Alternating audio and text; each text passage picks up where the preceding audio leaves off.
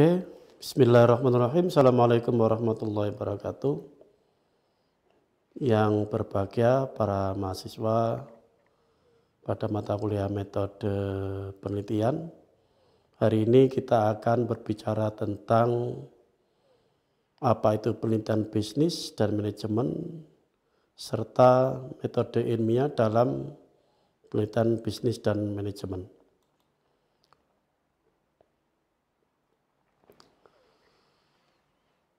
Mungkin kita perlu tahu dulu apa itu sebenarnya penelitian dan apa itu riset dalam bisnis ya. Penelitian sendiri dalam bahasa Inggris kan research, itu kembali, search itu mencari, jadi mencari kembali.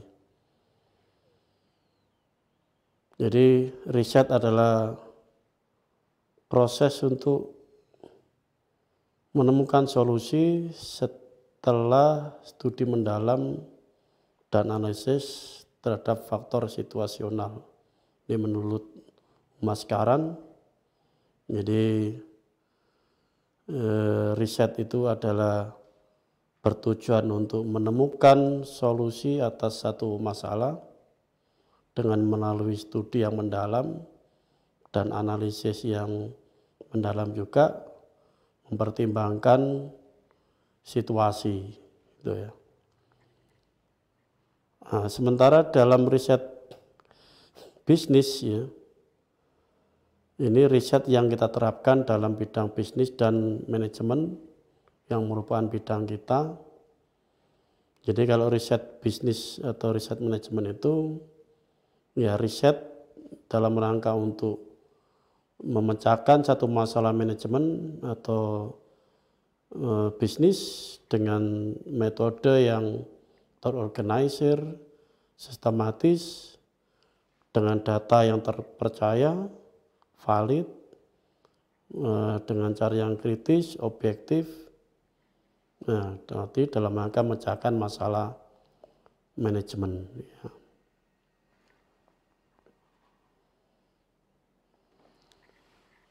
Riset ada dua secara umum sekali ya, terutama di bidang manajemen. Itu ada basic research, ada applied research. Basic research itu riset yang fokusnya pada mengembangkan body of knowledge ya, yang bisa memecahkan masalah di masa mendatang. Jadi basic research ini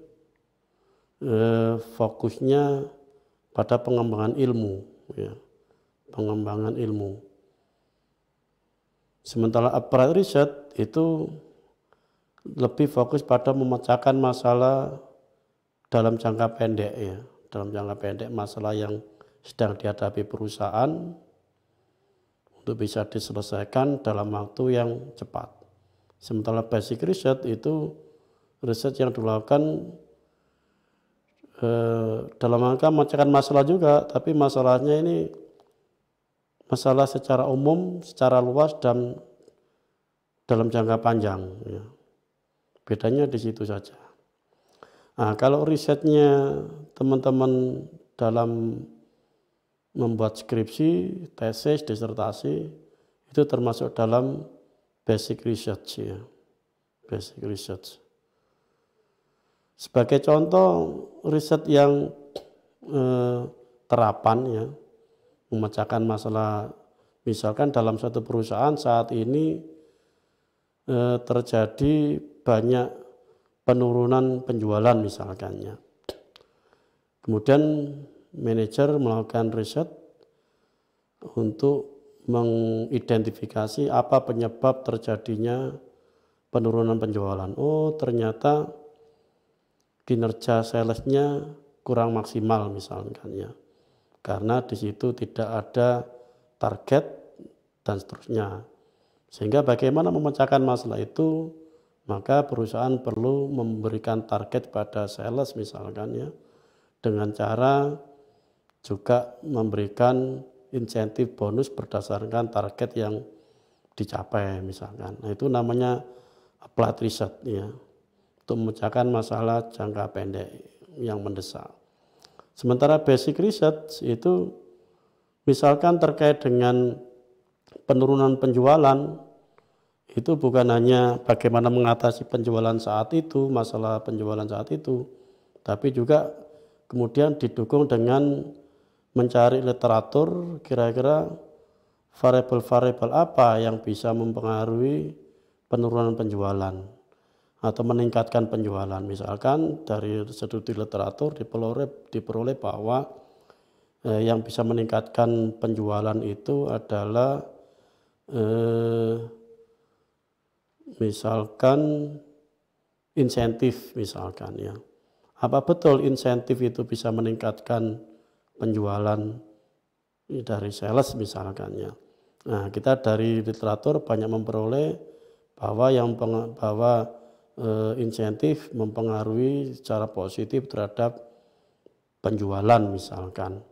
Sehingga kita melakukan riset seperti itu berdasarkan teori-teori yang ada, dan itu tidak dalam rangka secara khusus menangani terjadinya penjualan saat ini, penurunan penjualan saat ini, tapi bisa digunakan oleh perusahaan-perusahaan manapun, siapapun yang ketika mengalami penurunan penjualan, misalkan seperti itu ya.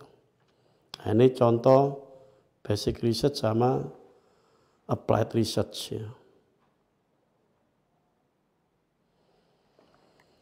Ya, jadi riset itu salah satu cara untuk mengembangkan ilmu pengetahuan dalam rangka menemukan satu kebenaran. Ya. Kalau dalam bisnis lebih kepada bagaimana memecahkan masalah secara ilmiah, gitu ya, secara ilmiah.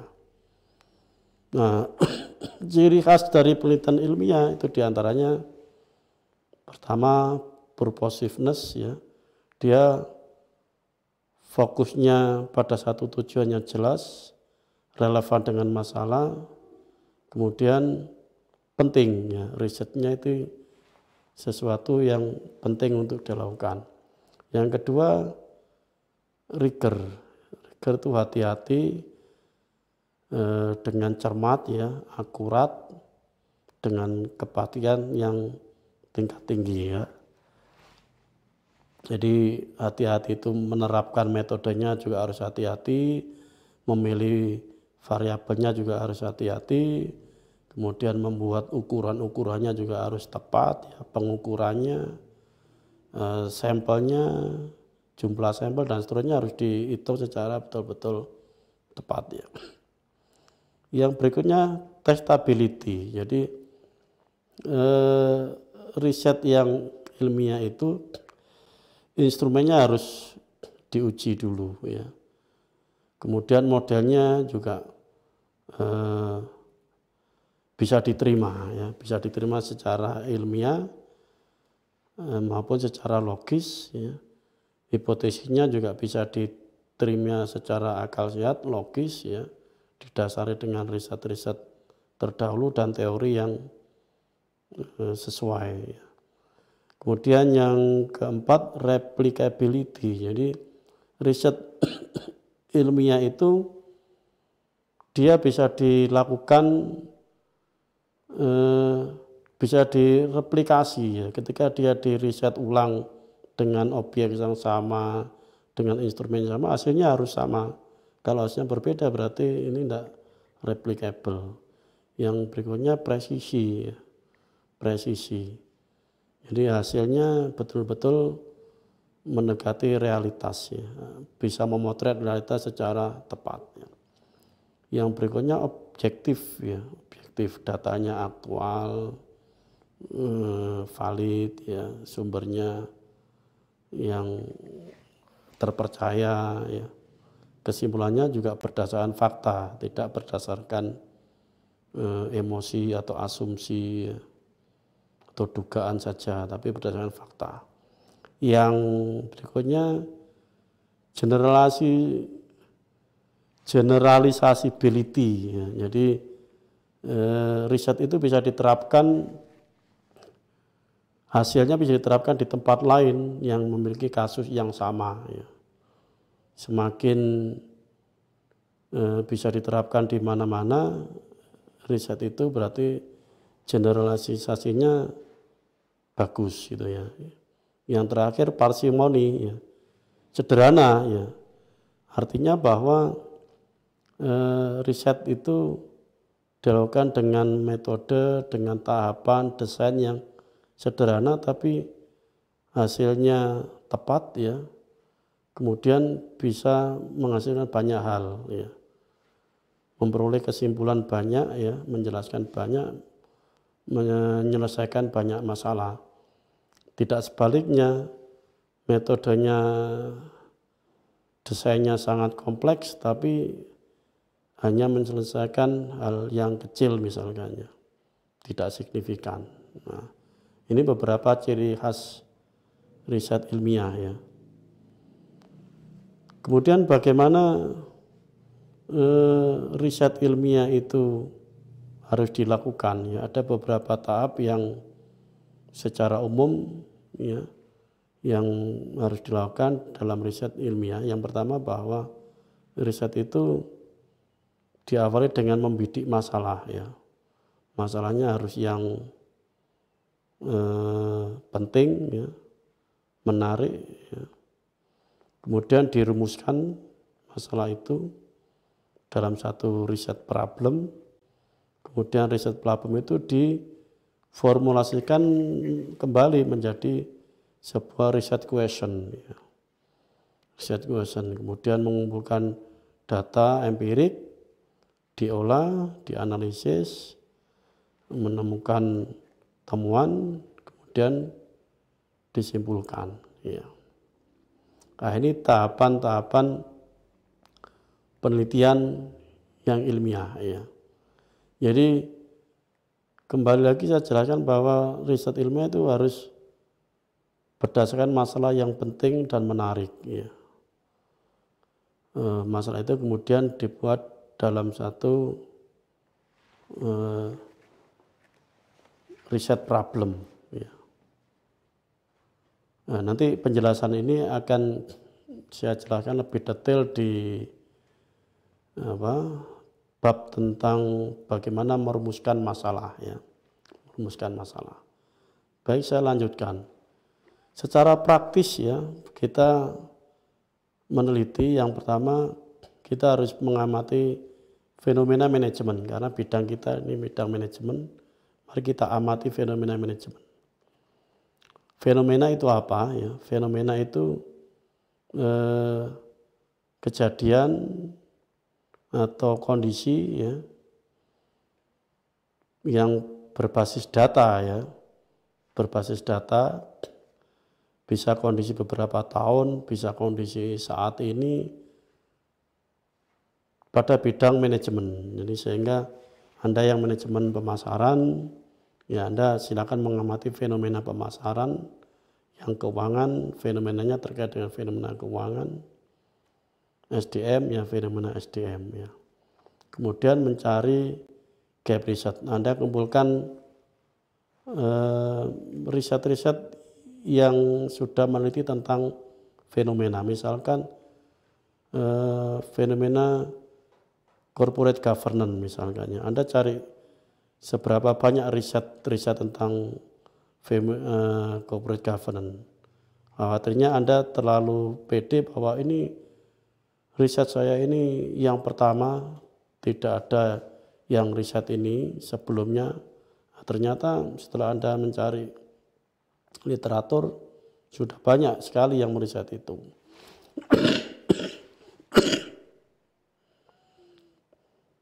Yang ketiga, mengembangkan masalah. Ya. Setelah fenomena Anda dapat, lihat riset-riset sebelumnya, oh saya akan meriset tentang hubungan antara atau variabel yang mempengaruhi penurunan laba perusahaan misalkan. Ya. Kemudian ini merancang jawabannya melalui literatur tadi itu ya. kemudian menentukan topik, mengembangkan research question, menelaah pustaka, menentukan variabel dan seterusnya, sampel, metode, analisis dan temuan.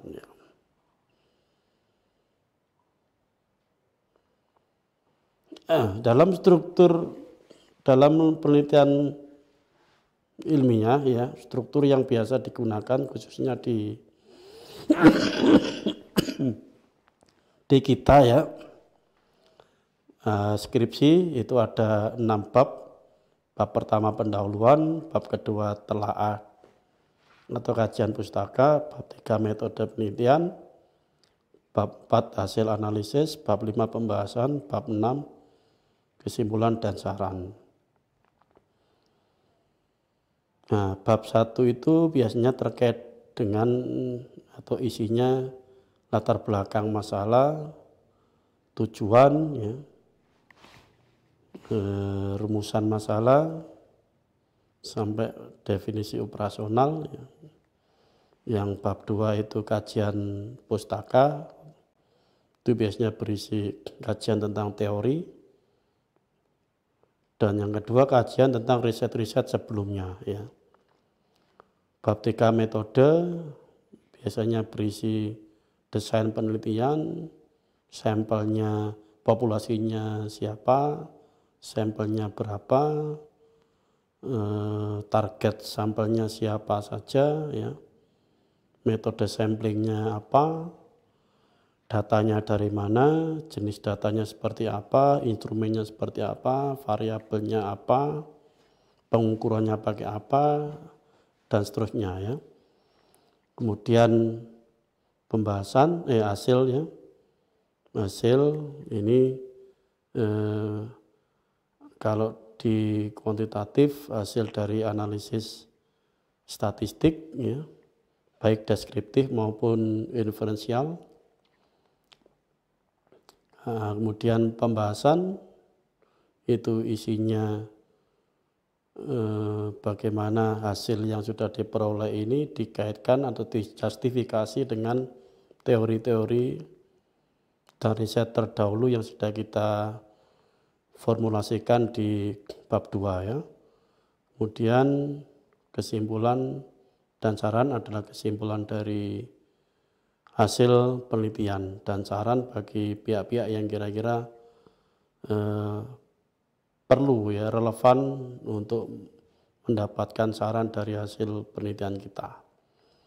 Nah, ini sistematika umum dalam riset khususnya yang kuantitatif. Kalau yang kualitatif itu biasanya bab 1 dan bab 2 jadi satu ya. Pendahuluan dan kajian pustaka, habis itu bab kedua metode, bab ketiga hasil, bab ke-4 itu pembahasan, bab ke-5 kesimpulan dan saran. Di kualitatif itu relatif lebih fleksibel. Bab 4 hasil itu bisa lebih dari 1 bab ya, bisa 2, bisa 3 bab. Tergantung seberapa banyak temuan yang diperoleh dalam riset kualitatif tersebut ya. Nah, bedanya lagi kualitatif dengan kuantitatif. Kalau di kuantitatif itu desain ini ya, proposal ini sudah 50%, 60% dari tahapan penelitian. Tapi kalau kualitatif itu proposal itu masih ya mungkin 20-30% ya, karena kualitatif itu sangat fleksibel ya. Desainnya juga tidak perlu terlalu detail karena nanti masih banyak perubahan di lapangan, karena kualitatif itu prosesnya bolak-balik gitu ya. Setelah cari data ya proposal jadi, cari data, dianalisis, habis dianalisis ditemukan hal baru, cari data lagi ke lapangan, kemudian di wawancara, observasi, kemudian keluar lapangan ya untuk membuat analisis lagi, ketemukan hal baru, pertanyaan-pertanyaan baru, ke lapangan lagi, tanya lagi, wawancara, observasi dan seterusnya. Sampai kemudian maturity ya, semua data sudah tidak ada yang baru. Nah, itu sudah bisa dilakukan kesimpulan saran selesai ya. Kalau kuantitatif tidak, setelah bab ini desainnya selesai sampai metode ya, udah tinggal cari data empiris, dianalisis, pembahasan, kemudian disimpulkan, selesai ya. Itu perbedaan kualitatif dan kuantitatif terkait dengan struktur laporan penelitian ini ya. Baik, dari saya cukup sekian terkait dengan tema ini. Terima kasih. Saya akhiri. Assalamualaikum warahmatullahi wabarakatuh.